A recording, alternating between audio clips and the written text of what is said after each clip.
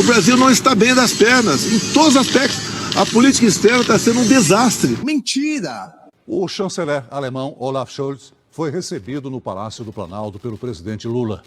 O presidente Luiz Inácio Lula da Silva foi recebido pelo presidente dos Estados Unidos, Joe Biden, nesta quinta-feira. Depois de encerrar a viagem à China, Lula segue neste fim de semana para os Emirados Árabes Unidos. Lula recebeu o presidente da Romênia no Palácio do Itamaraty. O presidente Lula chegou hoje a Portugal para a primeira visita oficial à Europa. Esta quarta-feira, ele vai visitar o presidente espanhol Pedro Sánchez e também terá um almoço com o rei da Espanha, Felipe VI. A política externa está sendo um desastre. O presidente Lula recebe o primeiro-ministro de Cabo Verde, José Ulisses de Pina Correia e Silva. E hoje o presidente Lula se encontrou com o primeiro-ministro do Reino Unido, Rishi Sunak. O presidente Lula recebeu em Brasília o primeiro-ministro da Holanda, Mark Rutte. O presidente Lula está em Hiroshima, no Japão, para participar da cúpula do G7, grupo que reúne as 7 maiores economias do mundo. A política externa está sendo um desastre. 10 presidentes de países da América do Sul e o representante do governo do Peru se reúnem na cúpula regional no Palácio do Itamaraty, lá em Brasília.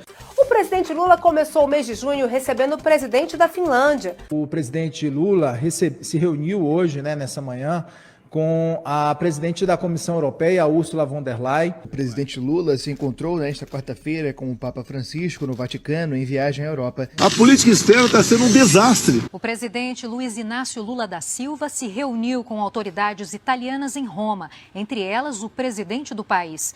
O presidente brasileiro também esteve com a primeira-ministra Giorgia Meloni. O presidente Lula participa neste momento da cúpula para o novo Pacto Financeiro Global em Paris. E ainda na França, mais cedo, Lula foi convidado para um almoço com o presidente francês Emmanuel Macron.